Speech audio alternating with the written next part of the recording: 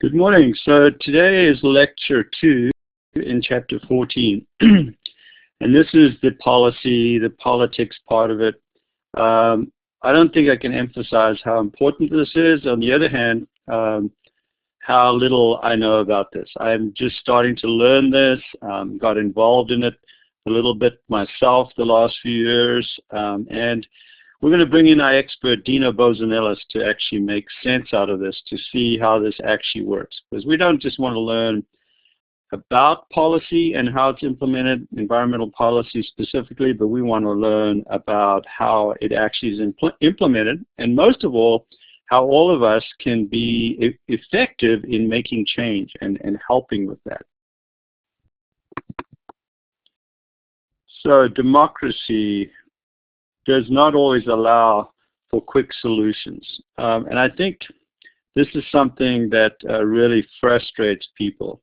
I know I expect quick change. I'm kind of an action guy, and I expect things to happen really quickly. But it actually was pointed out to me a while ago that it actually is intended for slow change. When we have quick change, we can have chaos. And so in dictatorships and in wars, quick change happens, and all of a sudden, all that infrastructure and all that thinking and all that cooperation goes away, and you have chaos. So it's designed to be a well-balanced change, and we're going to look at that structure in a moment.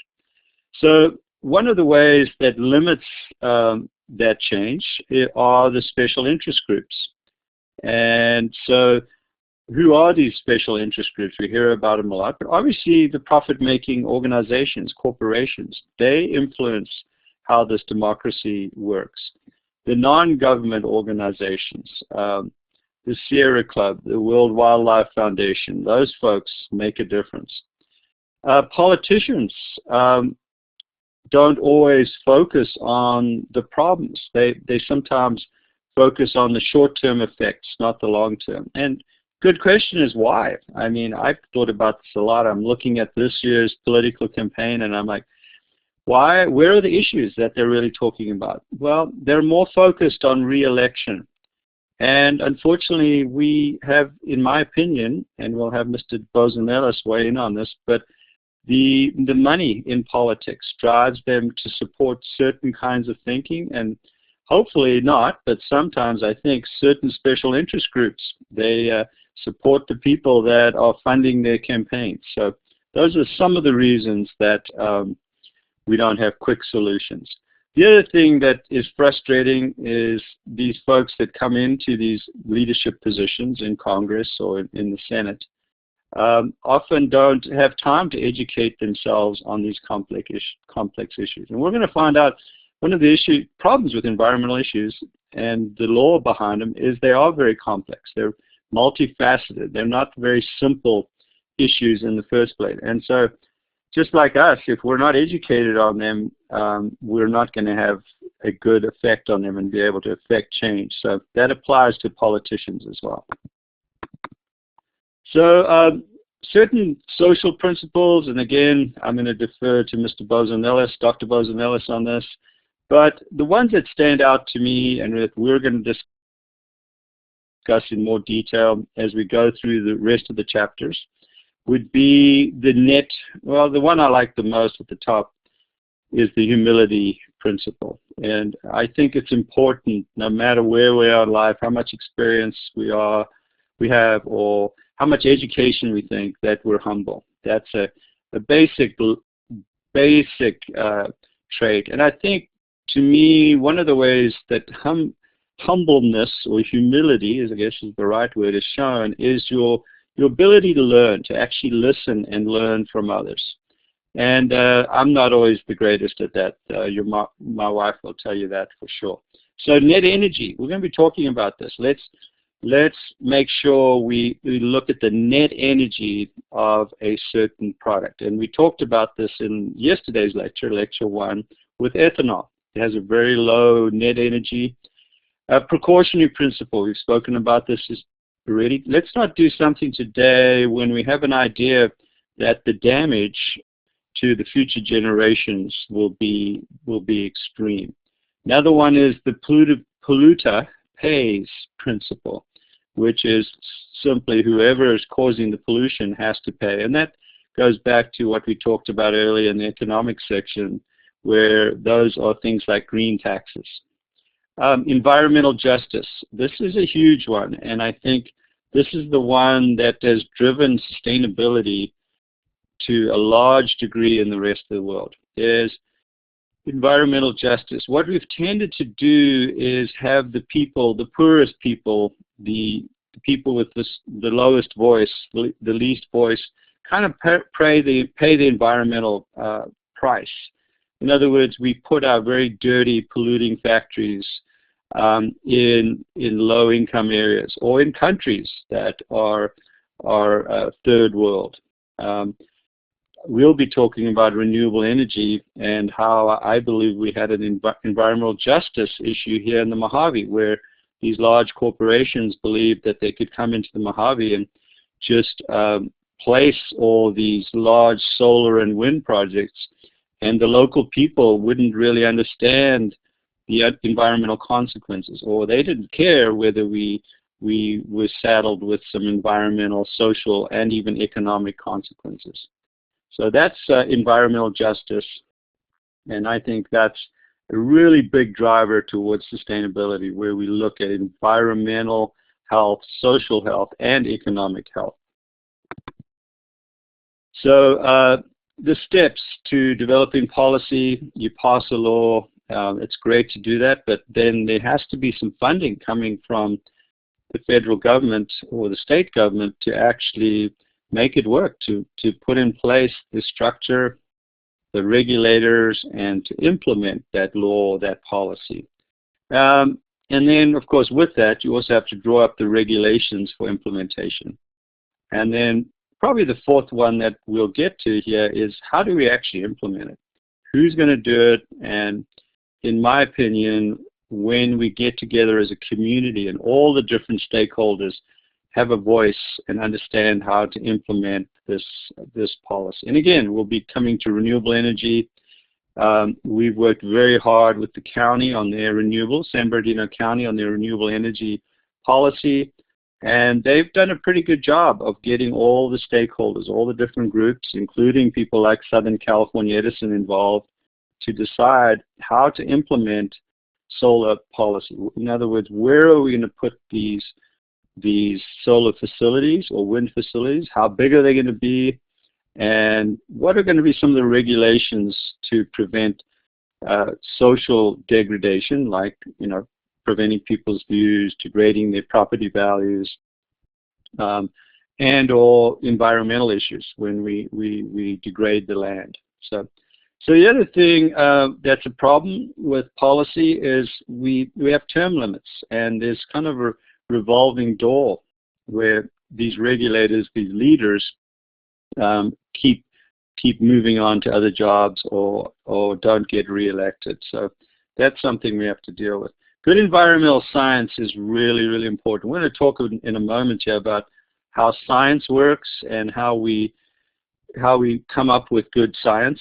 But in the real world, in politics, in the United States at least, the actual game of politics plays out more than really looking at how do we implement good science. In other words, how do we base our laws and our implementation on good science, and understanding how these ecosystems, for example, really work, so that we can implement really good sustainable practices that support this law and this issue that we were trying to solve in the first place. So here's a slide of how this all works, and the things that stand out to me here, of course, are the three branches of government across the top. And then right in the middle are civil suits. And if you work in this field, and we'll be talking about this, is the legal system plays a huge part. And there are various organizations that will sue the government and sue private people, sue corporations, if they're not adhering to a certain environmental policy. And it's a big driver, and people get very frustrated about this, but it is part of the system. The other one that'll stand out to you there is lobbyists. the folks that go to work for a corporation, for the Sierra Club, for another big environmental group like Defenders of Wildlife, that meet with the congressmen and the senators and basically lobby them, try to influence them. And that's not all bad, but it's up to that congressman to maintain the integrity and try to help implement this policy in an honest and straightforward manner. So environmental organizations and corporations, and of course right at the bottom, the person, I love this picture because the person actually riding the bicycle is the individuals. This whole system, this is democracy, and this whole system allows us to have a voice and to have free speech. And we are the ones that can make the most change, actually. That's how it's designed. So just quickly, the history of the environmental movement. Excuse me, not environmental movement, environmental policy. You can kind of follow it along here. I mean, the short history is that we had a time of extreme degradation of the environment, lots of pollution, and people started to wake up. There was a consciousness. The environmentalism movement started, and we formed the Environmental Protection Agency, the EPA. And that is behind implementing pretty much most of these laws. It gets fed out from that, and you might have a local EPA at the California level.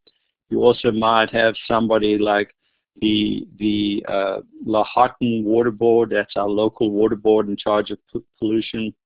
But they're ultimately chartered under the EPA.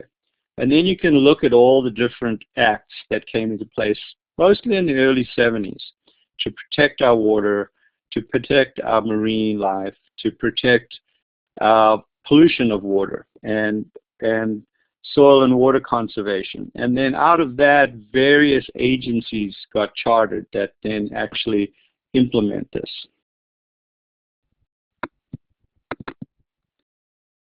So science and politics, what are the differences? Obviously what science is and the scientific method, if you're unfamiliar with that or a little rusty of that, comes up next week under Chapter 2. But what we're talking about here is the way we talk about science and the way and implement science is somewhat different from the way politics works and policy is implemented. And that starts with that in science we work on hard evidence. We test things. We have a hypothesis and we test it and we come up with hard evidence. And that's subject to peer review. This system is somewhat broken down recently because you can publish anything on the internet. But the peer review, if you remember, is this concept with I'm a researcher, I study something. Let's say I study diabetes. And I publish my results and my conclusions and my scientific method, how I did the experiment. And if I'm going to really be given any credit or ultimately get my research funded, I submit it to a major scientific journal, like the New England Medical Journal. And they have peer review. They send it out to the top diabetes researchers and experts in the world, and they look at my experiment top to bottom. They look at my conclusions, and they decide whether I'm actually for real, whether this experiment has validity. And that's very, very important because then false information, as you know, you can take data and interpret it any way you like. Scientists also believe there's a null hypothesis. We don't believe there's ever absolute proof of something. We always know that it could be subject to change. All we know is we've got a body of evidence, but we don't know that it's absolutely true. Scientists obviously also vigorously debate and talk about these things and argue about it, and that's a good thing. And another thing that's good about science is the Freedom of Information Act, where if it's science done in the public sphere with a government agency, it's all available to the public, and you can get this information. You can get and find out whether your water is polluted in your local area. So in contrast,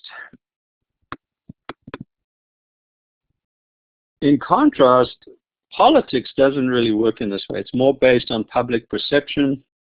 We kind of hide the facts if they can, and they also work really a lot on personal attacks. And this, in my mind, has become particularly bad lately. And they don't really value education's importance, and they often can spread disinformation. Whereas in science, that's what we're doing in this last slide, is we're trying to make sure that this information is as correct and as true and is not misinformation or disinformation.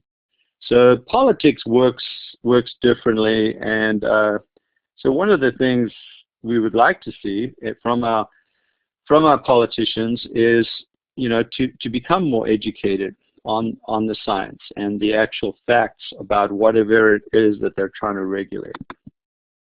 So interesting thing about the United States, when we're talking about governing it and environmental policy, we need to look at who owns the land. Well, in the West and in much of USA, there's a lot of land owned by the public, and this is by the public in terms of the government, not by personal property rights. And if you look at Alaska, it's 3/4 of this land that's publicly land is in Alaska, 1/5 in the rest of the USA. But in the Mojave, I've heard, and I think this is pretty correct or close to it, about 80% is owned by government. So it could be National Forest, it could be Bureau of Land Management. We're going to get somebody from Bureau of Land Management to come in and talk about how they manage this. Could be National Wildlife Refuge, which is U.S. Fish and Wildlife, National Park, National Wilderness. We're going to talk about that. And then tons of other state agencies. And what about the Department of Defense? Around here we have large Department of Defense installations like Fort Irwin. And so that puts the management of this land into, and therefore how this policy is implemented into the government sector. And I think there's pros and cons to that, and we'll definitely talk about it, but this is a definite advantage, and it is one of the reasons that our Western United States is fairly untouched in terms of degradation of the land. If you go to Australia, for example, their land is much more degraded, and they have much less what you would call public land. Slide 10 kind of tells you can see a lot of green and a lot of color over here in the Western United States, and so that gives us interesting management issues over here. One of the things I love about most of these agencies is they're called what are multiple use agencies. In other words, their basic charter requires them to be used by all kinds of different organizations or people. So you could be a hiker, a biker, a miner, a farmer, just about anything you can think of, a solar field developer, and they need to consider that as a legitimate use.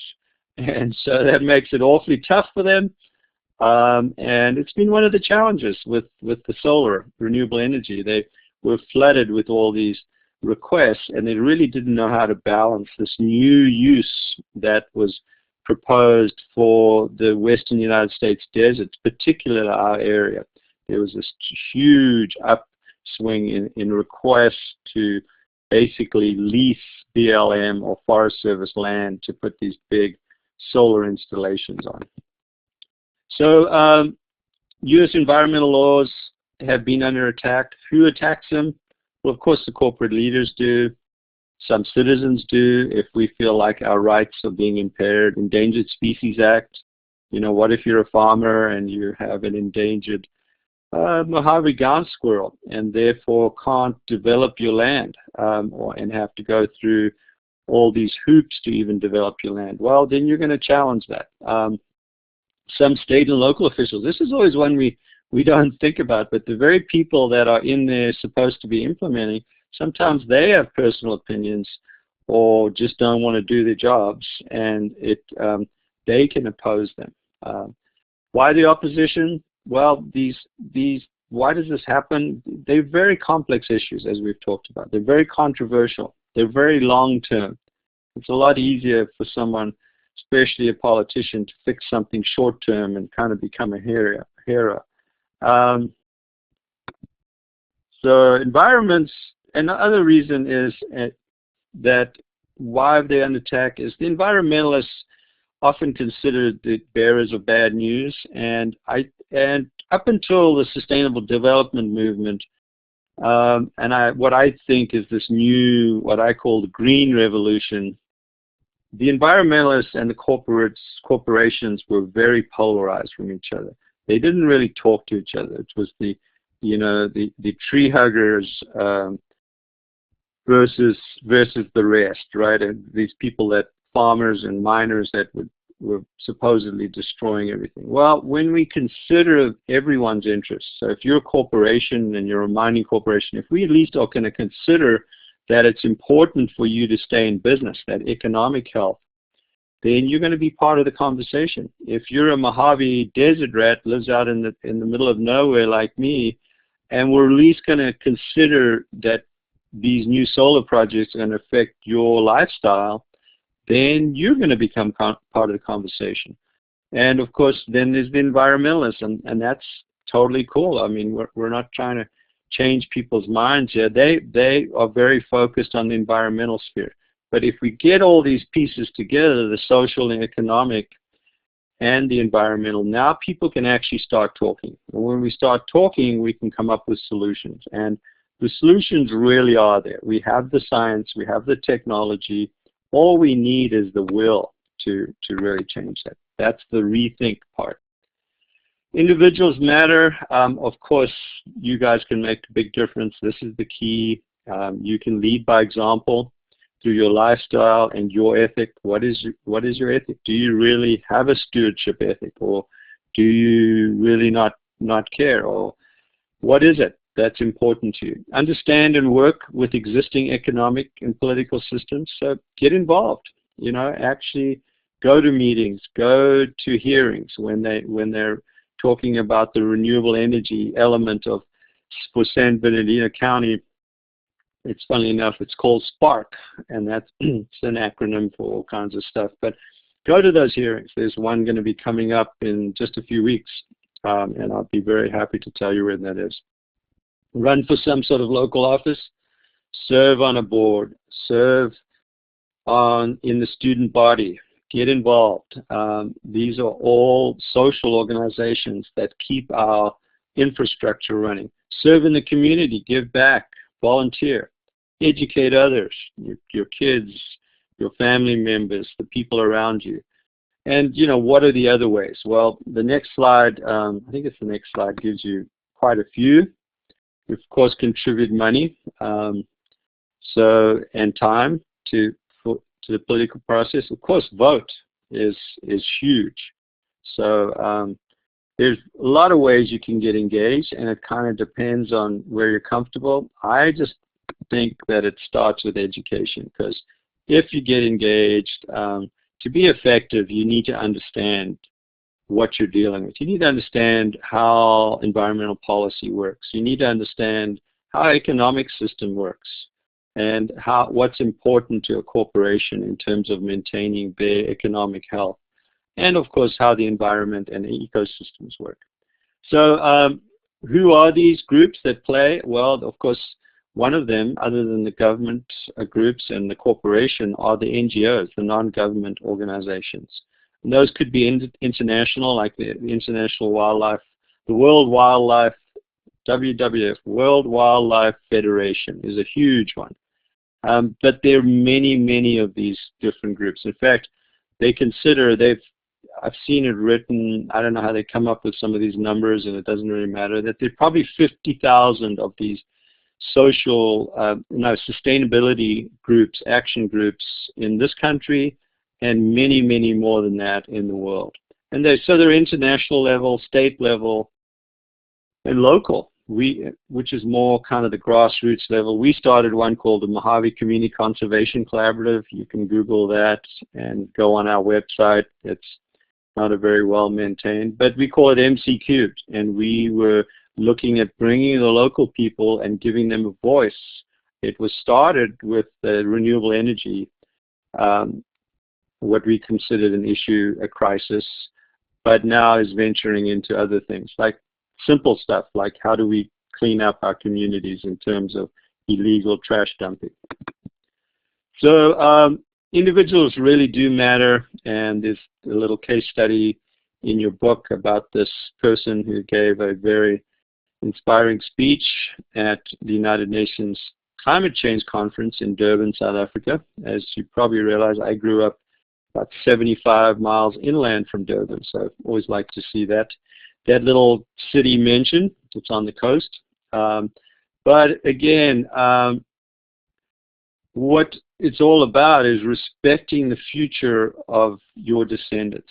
And Nelson Mandela, as we talked about, the great leader of South Africa after majority rule, after discrimination and apartheid basically was called on to end. I don't think it ever really ends. But Mandela said, it always seems possible until it is done. So distinguished delegates in governments around the world get it done. Well, get what done? Make sure that what you're doing, you're focusing on how do we respect the future of our descendants. And that's really, without saying the word, that's sustainability. How do we leave a future, respect the future for our descendants? And that's sustainability. So students, probably wondering, wow, don't seem to have much power around in my life. I, go to school, they tell me what to do, parents tell me what to do, wife tells me what to do, husband tells me what to do. But I want to just propose to you that in many cases you have sometimes the most power. When we first got started in this department, we formed a thing called the Mojave Sustainability Project. And it was with the mines and with other agencies. And we were looking at mostly at how do you educate about sustainability. We've since suspended that project, but it did a lot of good work. And one of the things was that I discovered is one of the things we were looking at is we're helping the mines, and students were growing plants, native plants here in our greenhouses, and we still do a little bit of that. In fact, we're firing that up again now as we speak. So you can come and do applied research on how to grow native plants to revegetate, to put back on the mines after they've done their work. They're required by law to do that. And then they're required to work with various other agencies, Fish and Game, Forest Service. And there really wasn't much of talking going on between those groups. They were somewhat polarized.